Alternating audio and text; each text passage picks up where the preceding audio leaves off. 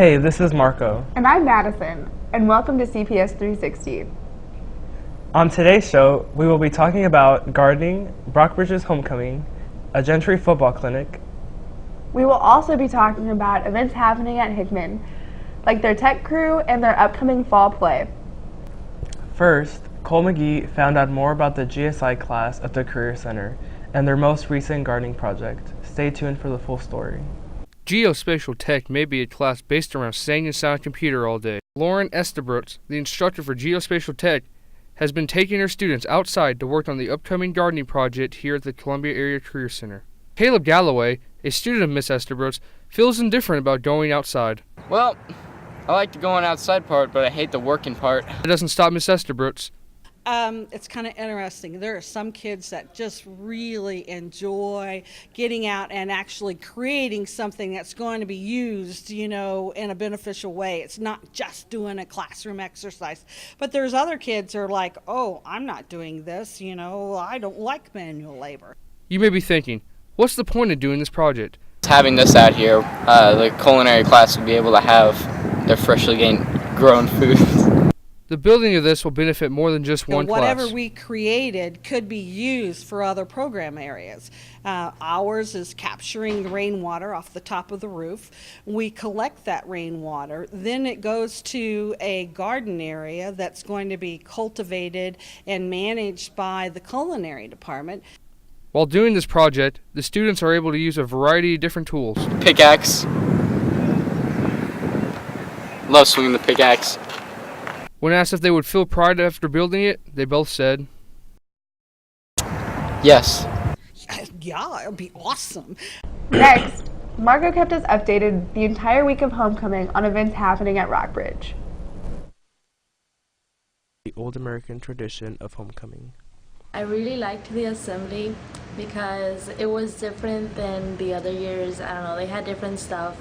And of course the seniors won, but it was really cool. And I was looking forward to the rest of the week and see what characters or Disney took over the halls as candidates and their dates dressed up according to the daily theme. Student council picked awesome theme days such as Sidekicks and Animals, Princes and Princesses, and Hero and Villain Day. However, the theme was extended to the whole student body. Colors were assigned to specific days so everyone could participate, and you couldn't miss the cheerleaders as 101 Dalmatians. Today I am Snow White, or as I like to call it, Snow Black. I'm dressed as Pocahontas today. Today I am Jasmine from Aladdin. I am dressed up as Sleeping Beauty. One of the most important things about homecoming week is the court. The old tradition of crowning one girl out of a court of 10 based on votes by fellow peers was continued this year. Taking the crown this year was senior Brie Ellis. However, all candidates were thrilled to get the opportunity. Be probably the biggest honor at homecoming. I would be really surprised, but I would love to see any of these girls win because they're all awesome. Cool. More than anything, the crown means something, but the experience means a lot to me, and all these people, it's been a great time with them. So the game was also a good one this year. Although we ended up losing 21-31, it did not affect the hype for the homecoming week. New this year was the organization of events. The assembly and game took place on Friday, September 25th. Homecoming week was September 29th through October 2nd, with an interruption of no school that Monday. The dance followed late that Friday. Although homecoming was split up differently than past years, everything went smoothly. It's a unique thing. I really think it's cool that we kind of changed it up. It's definitely different, and the way we kind of advertised in things, people are noticing more things, so I think that's good. I think it's a little confusing trying to get people excited again. Some people are really dressed up, and a lot of teachers have said they've seen more people, which is awesome. And I think a lot of the thing is publicizing it, and it was good to be able to publicize it at the game and the assembly, and I think we had a pretty good show up for everything. So hopefully the dance goes well too. The homecoming court was so great this year. Yeah, they were all super nice. I don't know who to vote for. Me either. In other news, Madison went behind the scenes of Gentry football to cover the Moms Clinic. Here's the story. On Thursday nights from September to November, 8th grade boys are having their first experience playing football for their middle schools. On Thursday nights, you can also find worried moms pacing the sidelines, crossing their fingers that when the whistles blow, their son isn't on the bottom of the pile. To help ease their concern and facilitate better communication with the parents, Coach Sam Bornhauser organized a mom's clinic for Gentry mothers to play their son's position and learn drills, plays, and hand signals. I think today is beneficial because it helps the moms see what their kids go through every day at practice. Different drills that we do, different warm-ups we do, different activities, and it helps them understand the plays better and what their kids are doing on the field when they're in games. The boys helped their mothers learn their position, and at the end of the morning, they played a touch football game against each other.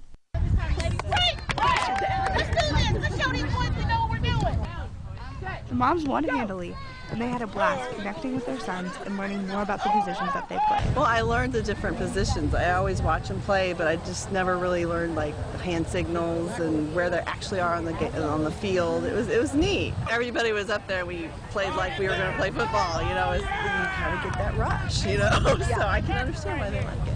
What was beneficial was just learning just little minor plays in football and learning my son's position and what he does and what his day looks like. And now I know why he's so tired sometimes, getting to know the other moms, you know, outside of a game environment and actually getting to talk and laugh with them. So that was fun. And knowing the coaches. Even though football is traditionally a father-son sport, it turns out moms love the game just as much. This has been Madison Wright for CPS 360.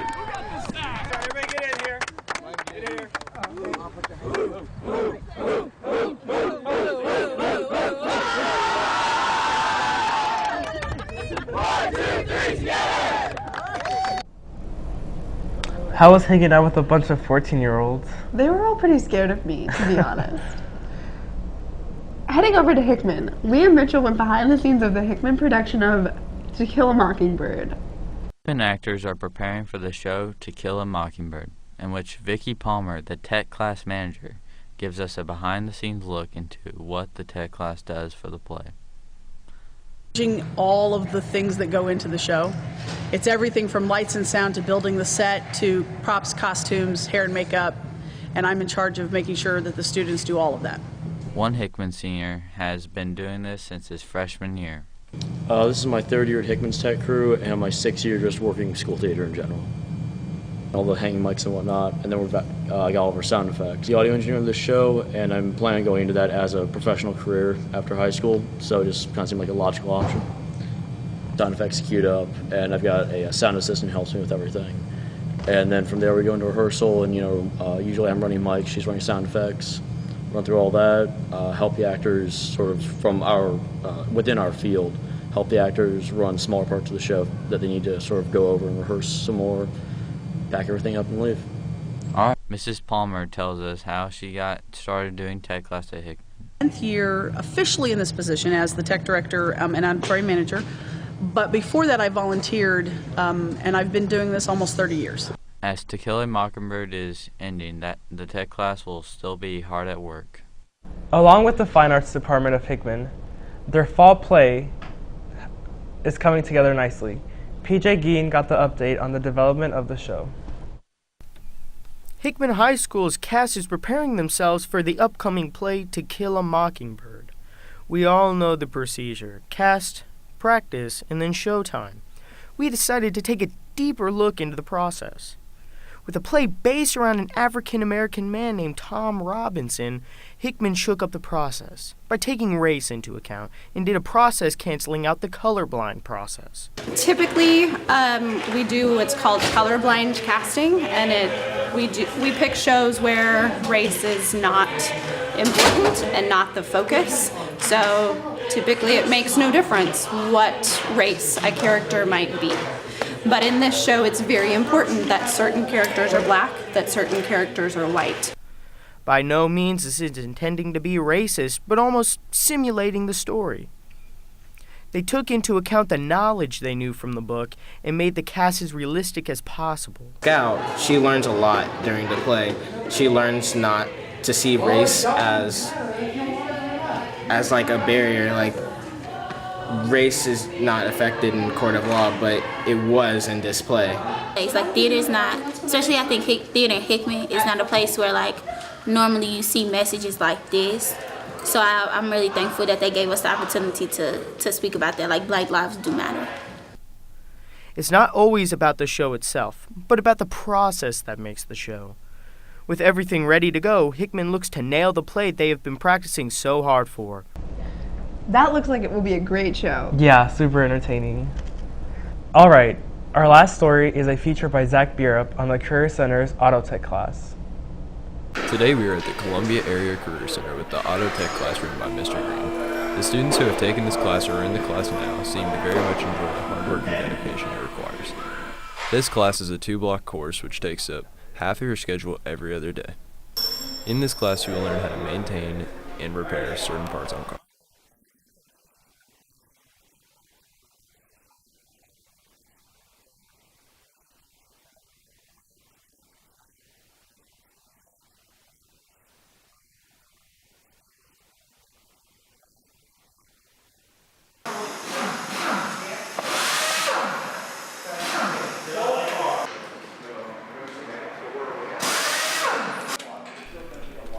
Autotech is a mainly interactive class that deals with working on cars to keep them running smooth. Throughout this class, the students are in the shop 3 days a week working on things they've learned in the previous 2 days in the classroom. The tasks they have learned have to be done precise to ensure the vehicle will be running safely and smoothly.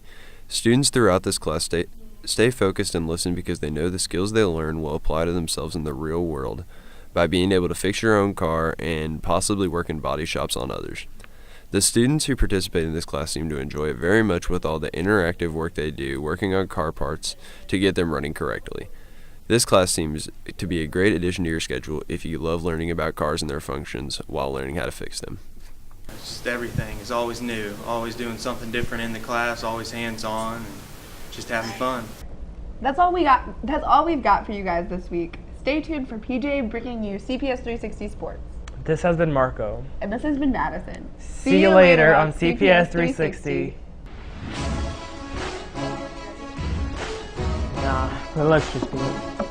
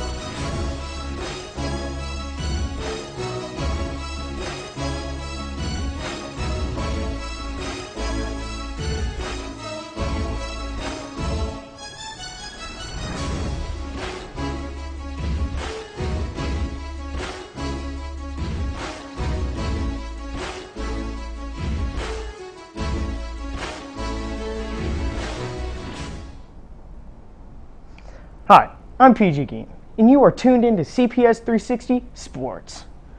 First on the list is Rockbridge Volleyball and Soccer, covered by Allie Hill. The Rockbridge girls volleyball team takes on Jefferson City Monday night at Rockbridge High School.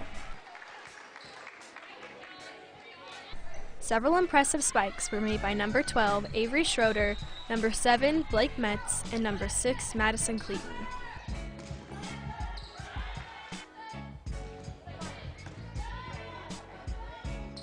Despite their focus, their determination, and their effort, Rockbridge was unable to defeat Jeff City and lost the match 0-2.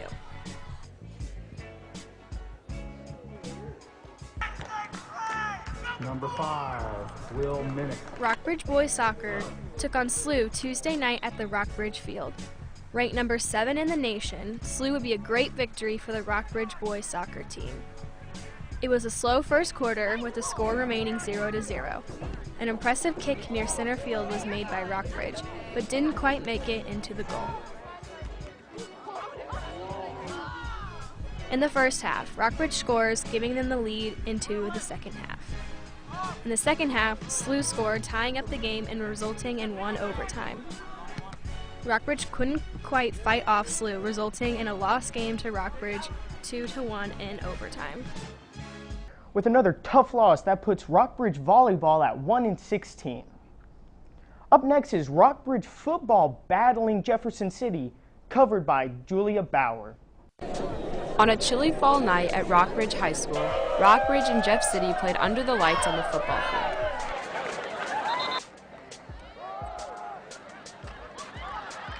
The game started out intense with a Jeff City touchdown on the third possession.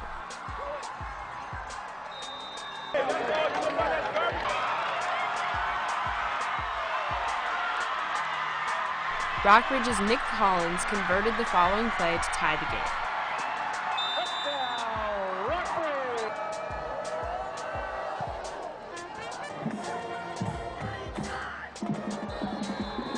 Touchdown, Jefferson City. Jeff City scores again, and then Collins responds.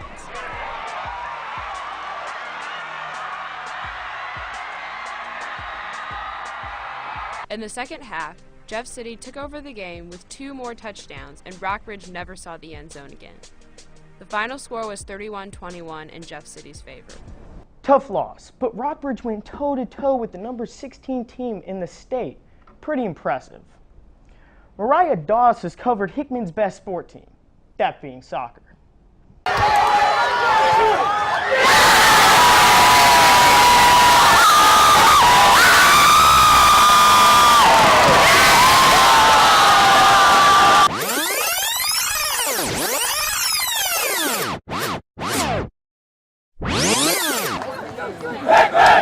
This past Tuesday, the number 6 ranked Hickman Cupies prepared to battle their crosstown rivals, the number 8 ranked Rockbridge Bruins. But this was more than just your average soccer game. The fact that it's Rockbridge, this means a lot, and we are both undefeated, which also, I guess, makes the stakes higher. So it's definitely a very exciting chance. We actually have a really good soccer program, and we've actually put a lot of time into this. We've worked really hard at practice, but harder on the field.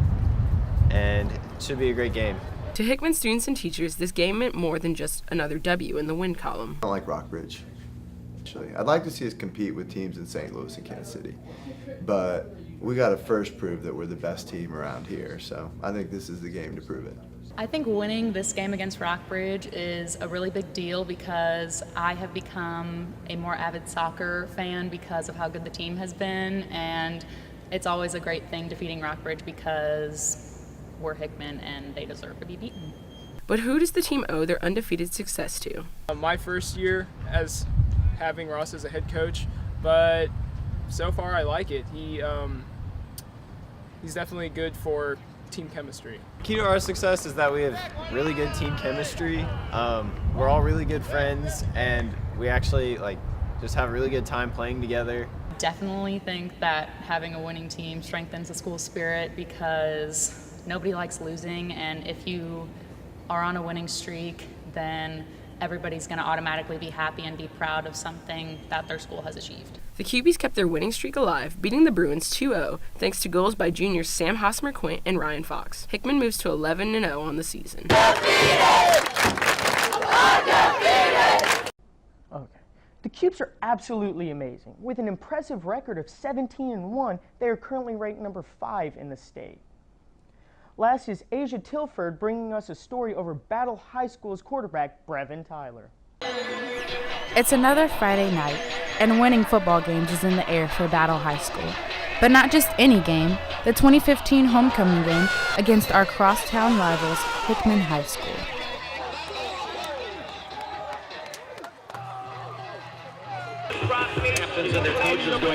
Brevin Tyler, the starting quarterback, has a lot of pressure on his shoulders.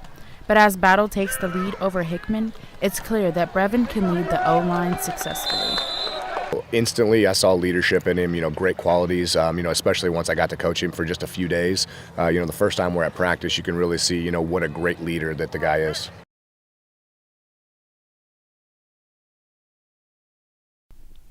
As the head football coach, Justin Conyers has made sure that the communication between him and Brevin is 100% there. Me calling the offensive plays on Friday nights and through practice, I definitely want us to be in sync so that we are both on the same plane, and he kind of can read my mind as to what I'm getting ready to call, and I know what he likes and what he doesn't like. The boys work great together on the field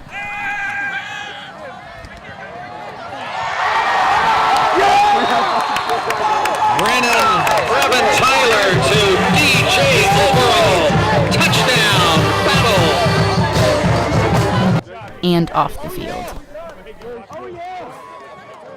We're all some jokesters, so practices are really fun because they're really funny. And just in school, we're just walking around, what's up, dude, you know, dapping each other up and having fun. And that's what I think the biggest part is for the team, is just making sure that we're all together and playing as a group. That way when we get on the field, that we can really make things happen. Before every game, Brevin has his own way of getting rid of his nerves. I like to use music, and a lot of guys like to listen to that trap rap, but me, I'll just listen to The Weeknd. He got a new album out, so he got some soothing stuff on there, and it also helps me get focused, where it's just I can just listen to the beat and kind of just get into a flow. But yeah. With a great head coach, a great quarterback, and great teammates, Battle High School gets the job done, and not to mention their wild student section.